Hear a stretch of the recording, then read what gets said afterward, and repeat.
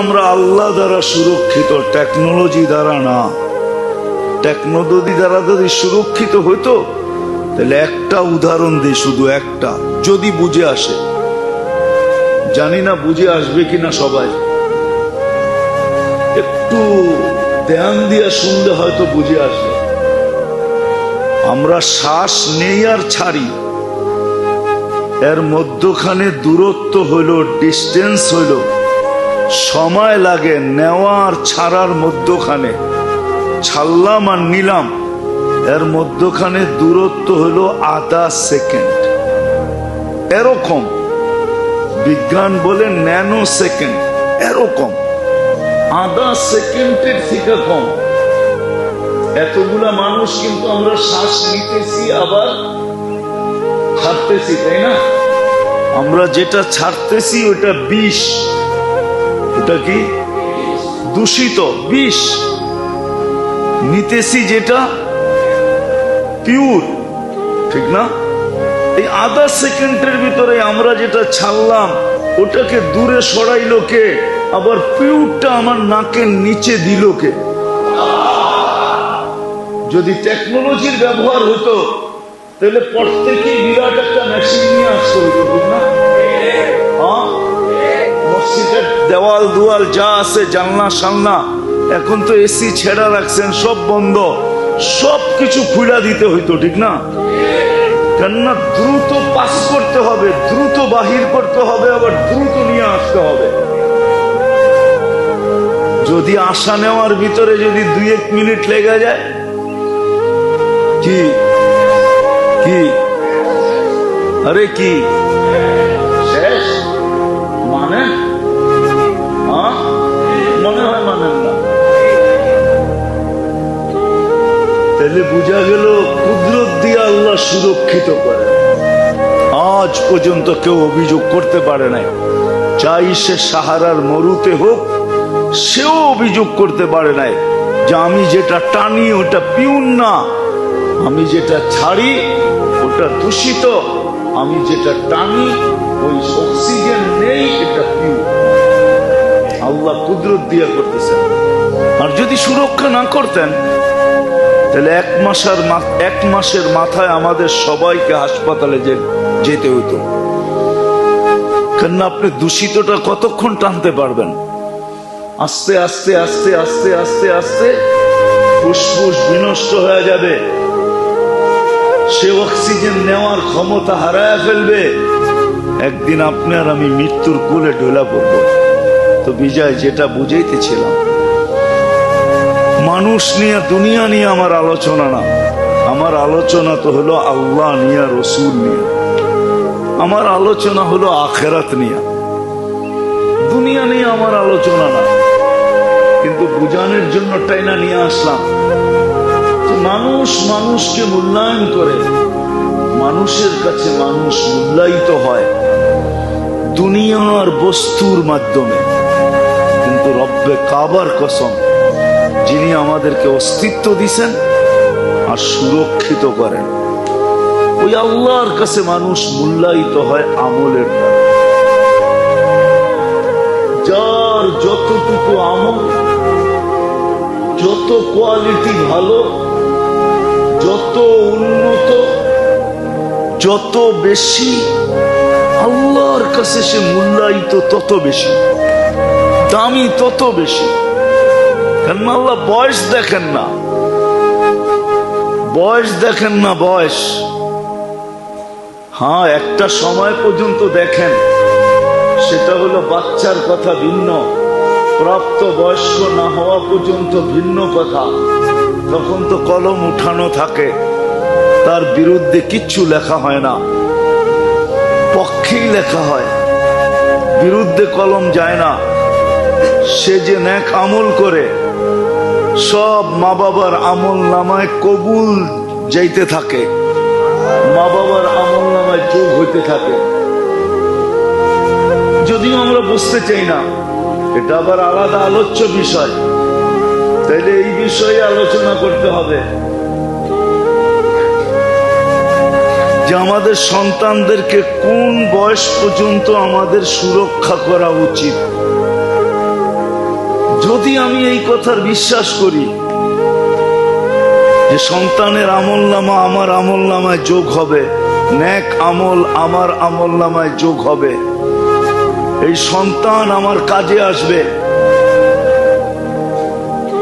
তাহলে একটা সময় পর্যন্ত এদের জীবন আমাদের সুরক্ষা করা উচিত।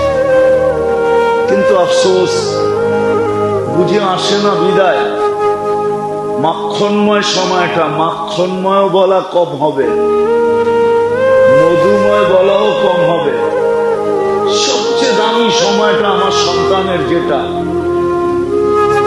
এটা আমি বিনষ্ট করি। বলবেন ওই সময়টা যদি না দেই তাহলে স্কুল কলেজে পড়বে, তো পড়বে কি করে? না, আপনি স্কুল কলেজে পড়ান, আমার কোনো আপত্তি নাই। আর স্কুল কলেজে যে ওই সময় পড়াইতে হবে এমন না, স্কুল কলেজে আপনি দেন, আমার কোনো আপত্তি নেই। দুনিয়ার দামি থেকে দামি কলেজে পড়ান, আমার কোনো আপত্তি নেই। কিন্তু আমার আপত্তি এই জায়গায়, যে সময়টা মাখনময় ছিল, মধুময় ছিল, অনেক দামি ছিল, ইচ্ছা করলে পুরো আমার আমলনামায় নিয়ে আসতে পারতাম, ওই সময়টা যে আমি সন্তানের বিনষ্ট করলাম, সন্তানেরও বিনষ্ট করলাম, আমিও আমার জন্য আমার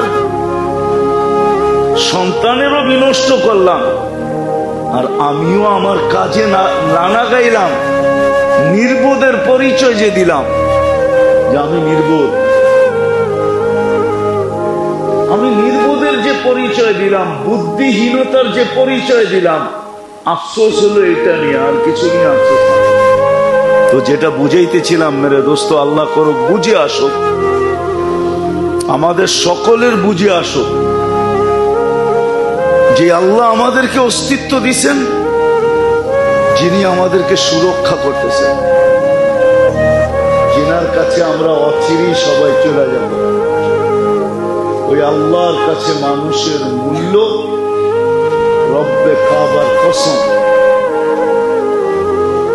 দুনিয়ার যা দ্বারা মানুষ মূল্যায়িত হয় সেটাকে বংশ বলেন, বুলি বলেন,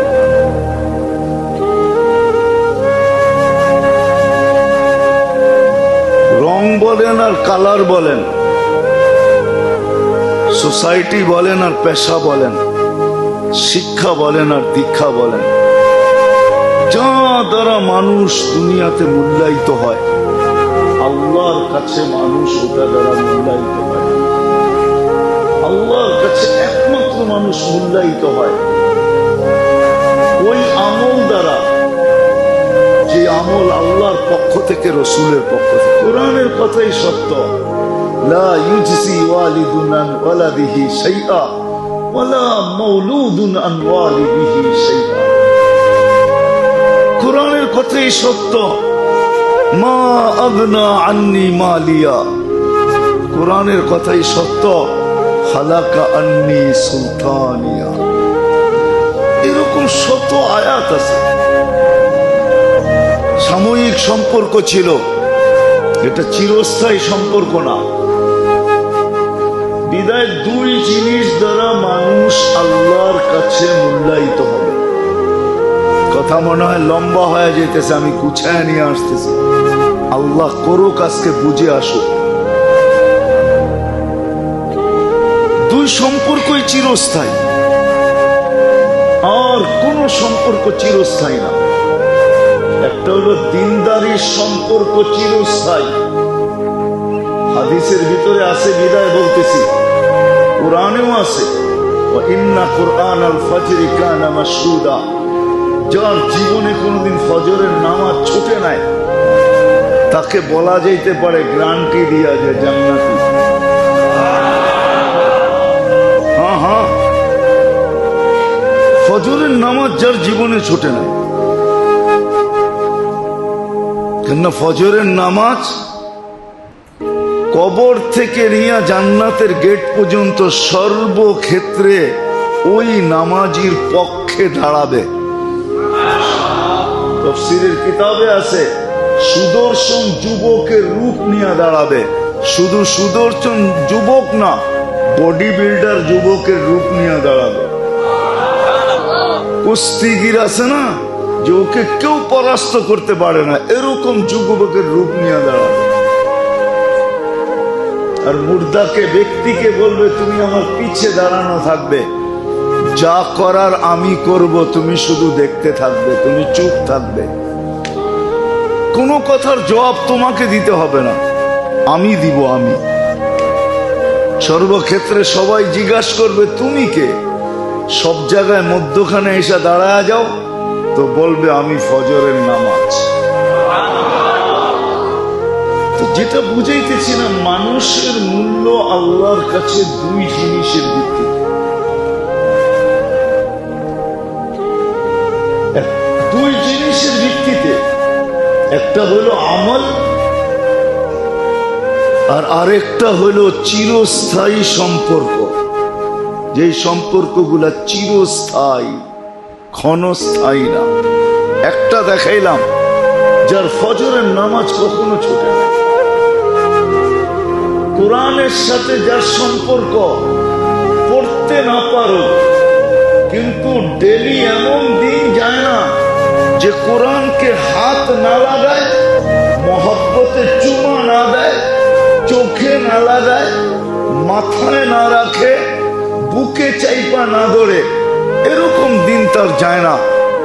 কোরআনকে যখনই দেখে, যখনই কোরআনের কাছে যায়, মসজিদে আসে, ঘরে যায়, সারা দিনে কোরআনকে একবার না একবার হলেও মহব্বতের বুকে চেপা ধরে, পড়তে না পারে। কোরআনের মহব্বত চিরস্থায়ী। শুধু শুধু বলেন না শাফিআন ওয়া মুশাফফা, কোরআন সুপারিশ করবে এবং তার সুপারিশ গ্রহণ হবে, এটাই আল্লাহর ওয়াদা। পড়তে না পারো, হ্যাঁ আমি জানি আমার সমাজের 70% মানুষই কোরআন পড়তে জানে না, 50% তো হবে। 50% মানুষ আমার সমাজের জাতির কোরআন পড়তে জানে না, তাতে কিছু আসে যায় না। দেখার বিষয় হলো সে ডেলি কোরআনকে মহব্বত করে কিনা, কোরআনকে মহব্বত করে কিনা। ইতিহাসের পাতায় লেখা আছে, লেখা এখনো লেখা আছে। খেলাফতে ওসমানিয়ায় তুর্কিয়া 600 বৎসরের রাজত্ব ছিল তুর্কিদের, এরা ওসমানী রাজত্ব বলতো। পর্তুগাল এদের প্রথম সর্দার ছিল। এ যখন মুসলমান হয় তো যেই কামরা একে রাখা হয়েছিল, ওইখানে একটা কিতাবও রাখা ছিল। সে জিজ্ঞাসা করছে এটা কি, তো বলছে এটাই তো আল্লাহর কালাম, কোরআন। তো সে সারা রাত্র কোরআন মাথায় নিয়ে দাঁড়ায় ছিল। ইতিহাস উঠান, সারা রাত্র দাঁড়ায় ছিল যে আল্লাহর কালাম এইখানে আমি ঘুমাই কি করে। তার দিলের ভিতরে এরকম ধাক্কা লাগছে, দুনিয়া এটাই বলে কোরআনের ইজ্জতের কারণে আল্লাহ তাদেরকে 600 বৎসরের রাজত্ব দিয়েছে। সুফিয়ানে সৌরি রহমতুল্লাহ আলাইহি 4 পিরালি সিলসিলা যেখানে যায় এক হয়ে যায়, কাদেরিয়া, চিশতিয়া, নকশবন্দিয়া, মুজাদ্দিদিয়া, 4টা যেখানে যায় এক হয়ে যায়, এক জায়গায় যায়, মিলা যায়, ওটা হলেন সুফিয়ানে সৌরি রহমতুল্লাহ আলাইহি। উনি উস্তাদ ছিলেন আলী রাদিয়াল্লাহু তাআলা, ছাত্র ছিলেন আলী রাদিয়াল্লাহু তাআলা আনহু। খেলাফত পাইছেন উনি আলী রাদিয়াল্লাহু তাআলা আনহু থেকে। ওনাকে একদিন স্বপ্নে দেখানো হয়েছে যে অমুকের জানাজা পড়ায় আসো। উনি সারা রাস্তায় ভাবতে ভাবতে গেছেন যে লোকটা এমন কি আমল করলো, জানা উচিত যে আমাকে বলা হইতেছে এমন কি আমল করলো যে আমাকে বলা হইতেছে জানাজা পড়ানোর জন্য। এমন কি আমল করলো, কি আমল করলো এরকম? এলাকার মানুষকে জিজ্ঞাসা করছে, এলাকার মানুষ বলছে সাধারণ ব্যক্তি ছিল আমাদের মতো, কোনো বিশেষত্ব তো আমাদের জানা নাই। তো ভাবছে এলাকার মানুষের থেকে গোপন তথ্য পাওয়া যাবে না, দেখি বাড়িতে জিজ্ঞাসা করি। তো বাড়িতে জিজ্ঞাসা করছে এমন কি আমল ছিল। তো বাড়ির মানুষও বলতেছিল সাধারণ ছিল, তেমন কোনো বিশেষত্ব ছিল না।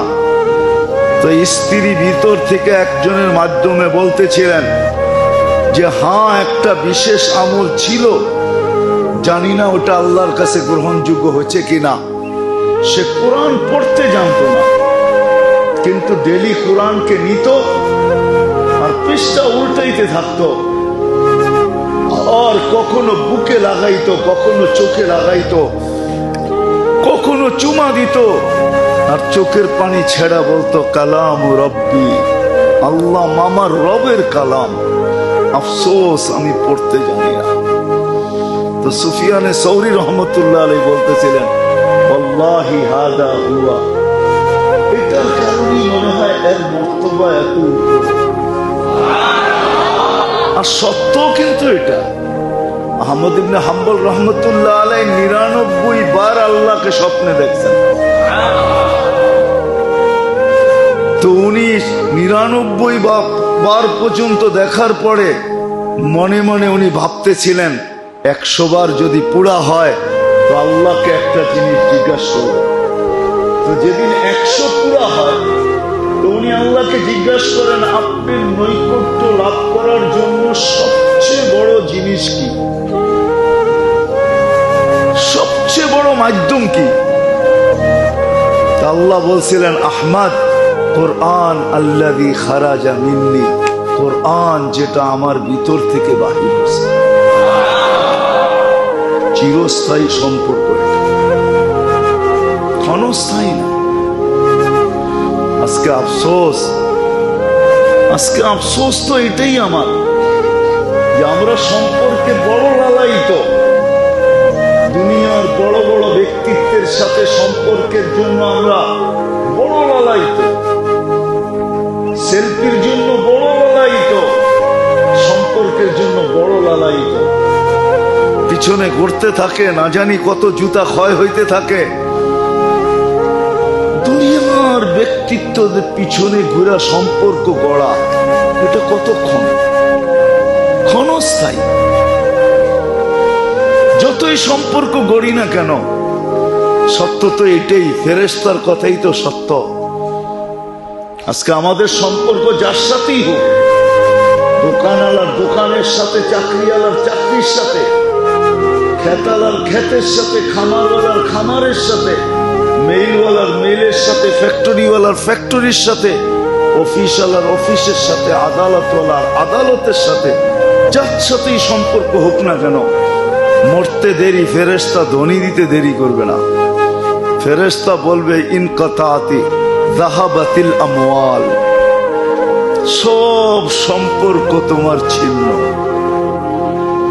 যাহাবাতিল আমওয়াল, যত সম্পর্ক ছিল, যা তোমাকে আকর্ষণ করত, যার দিকে তুমি আকর্ষিত হইতে, যা তুমি অর্জন করছো, সব হাতছাড়া, কোনোটা তোমার কাজে দিবে না।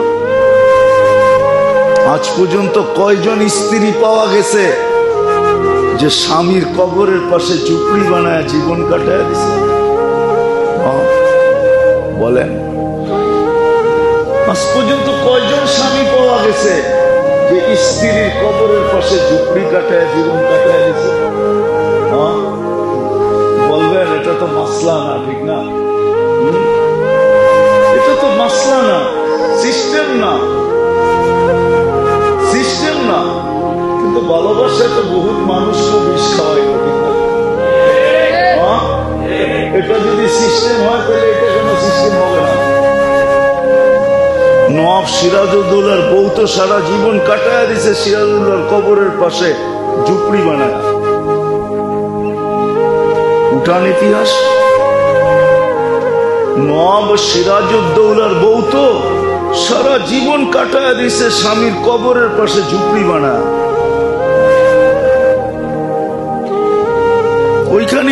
শেষ।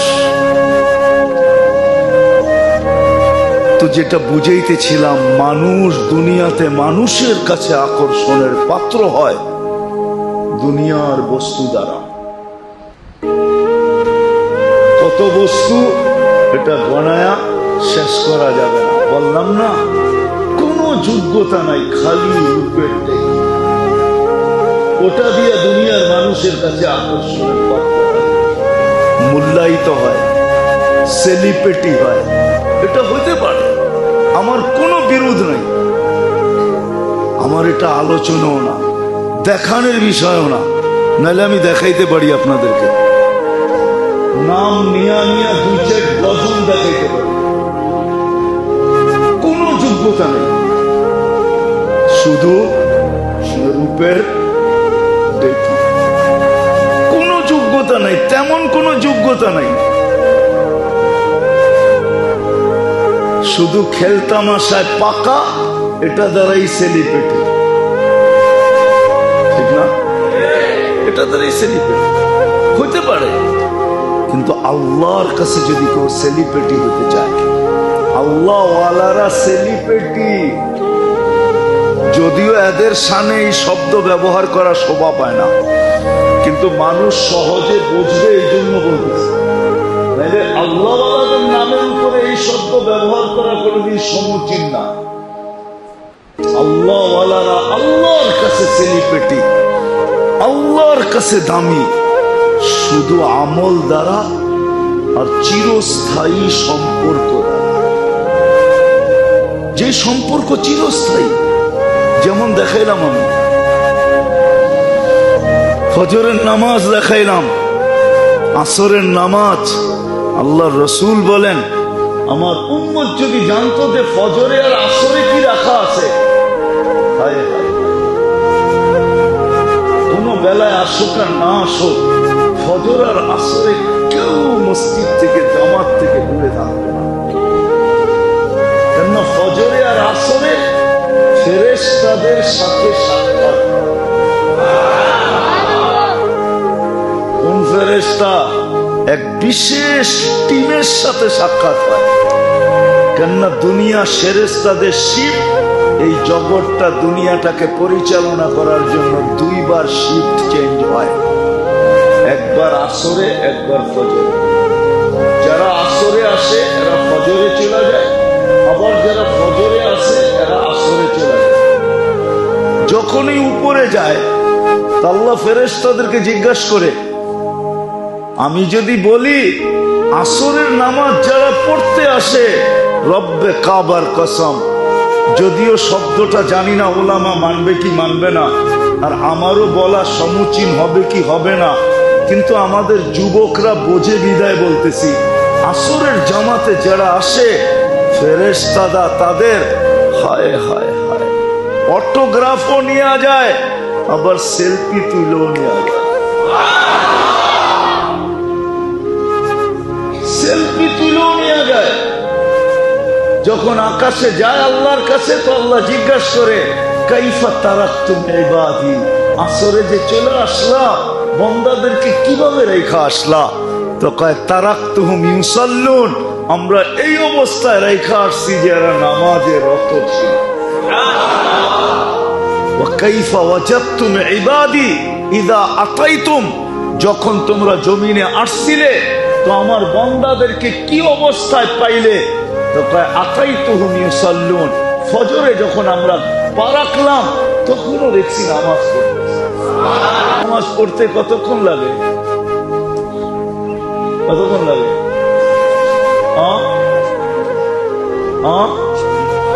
আচ্ছা, আধা ঘন্টা ধরলাম, ঠিক না?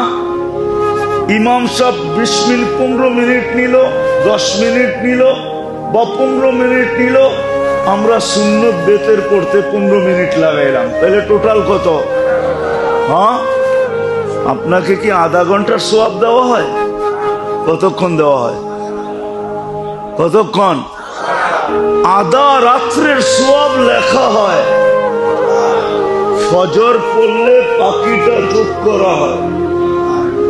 আর যদি ফজর না পড়তে পারে এর ভিতরেই উঠে চলে যায়, আল্লাহ উঠায় আনেন তো তাকে ইবাদতের ভিতরে গণ্য করা উঠানো হয়। যে সে ইবাদতের ভিতরে ছিল, কিসের ভিতরে? আমরা ইবাদতের ভিতর থেকে উঠে নিয়ে আসছি। বলেন, যাকে ইবাদতের ভিতর থেকে উঠায় নেওয়া হয় তাকে কোথায় রাখা হয়? হ্যাঁ, কোথায়? সত্য তো, একমত তো? হ্যাঁ, তাহলে বলেন, শুধু এতটুকুই না, এতটুকুই না, আল্লাহ চায় এশার নামাজ কেন জানেন? এশার নামাজ এই জন্যই, কারণগুলার ভিতরে এটাও একটা কারণ যে আল্লাহ চায় যে তুমি এশারের পরে ঘুমায়া যাবে, সর্বশেষ তোমার ঘুম যেন তোমার আমার কথার মাধ্যমে। এশারের সময় কার সাথে কথা বলছি? এই জন্য ওলামাদেরকে জিজ্ঞাসা করেন, এশারের পরে দুনিয়ার ফালতু কথা বলা নিষেধ, দুনিয়াবি জিনিস নিষেধ। আর আমরা তো সবচেয়ে মুখ্যম সময়ই পাই এশারের সময়, এশারের পরে, ঠিক না?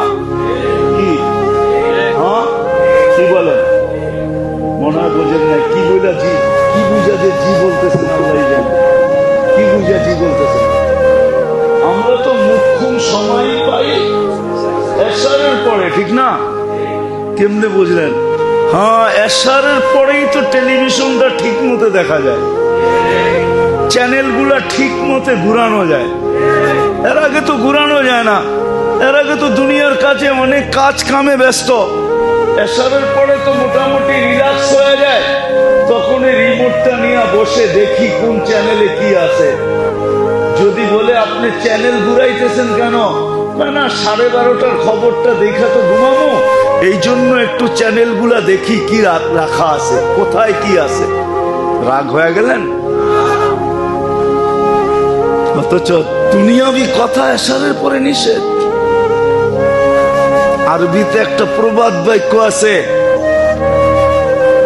নাম বদরি কুম বদরি। আরবির প্রবাদ বাক্য, নাম বদরি, ঘুমা তাড়াতাড়ি, কুম বদরি, উঠ তাড়াতাড়ি। এসব পরেই ঘুমায় যাও, ফজরের আগে উঠা যাও। এটা সারমর্ম হলো, এটা আরবিতে প্রবাদ বাক্য। নাম বদরি কুম বদরি আনতা তাবিবু নফসিকা ওয়ালা তাদরি। তুমি তোমার ডাক্তার হয়ে যাবে, তুমি জানবেও না যে তোমার চিকিৎসা তোমার এই দুই আমল দ্বারা হইতেছে। আরবির মশহুর প্রবাদ বাক্য, নাম বদরি কুম বদরি আনতা তাবিবু নফসিকা ওয়ালা তাদরি। তোমার কোন ডাক্তারের কাছে যেতে হবে না, তুমি তোমার ডাক্তার হয়ে যাবে। এসব পয়রা তাড়াতাড়ি ঘুমায় যাও, আর শেষ রাত্রে জলদি জলদি উঠা যাও। তাইলে তুমি তোমার ডাক্তার, কোন ডাক্তারের কাছে তোমার যেতে হবে না। তোমার স্বাস্থ্য চাঙ্গা থাকবে, সুস্থ থাকবে, বয়সের ছাপ তোমার উপরে পড়বে না। আর আজকে আমরা 12:30টার খবর দেখা ছাড়া ঘুম হয় না। খায় কয়টায়? 1টার সময় খায়। হ্যাঁ, খায়া যা পায় তাই খায়। খাওয়া টাওয়ার পরে আবার 1 কাপ দুধ চাও খায়, ঠিক না? খায়া লয়া পরে ঘুমায়, বাস শরীরও ঘুমায় গেছে, পেটও ঘুমায় গেছে, ওইটা আর হজম হয় নাই। সকাল না হইতে ফুড পয়জন হয়েছে, বড় বড় হাসপাতালে নিয়ে গেছে, যা খাইছে তার 100 গুণ বেশি ডাক্তাররা উঠায়া নিয়া বান্ডেল নিয়া তারপরে লেখা দিছে ফুড পয়জন, অসুবিধা নাই, এটা খাইলে ঠিক হয়ে যাবে। কিন্তু বান্ডেল কয়েকটা এর ভিতরে কমপ্লিট নেওয়া হয়ে গেছে, ঠিক না? যেটা বুঝাইতেছিলাম মেরে দোস্ত, আমি শেষ জায়গায় চলে আসছি, যেটা বুঝাইতেছিলাম।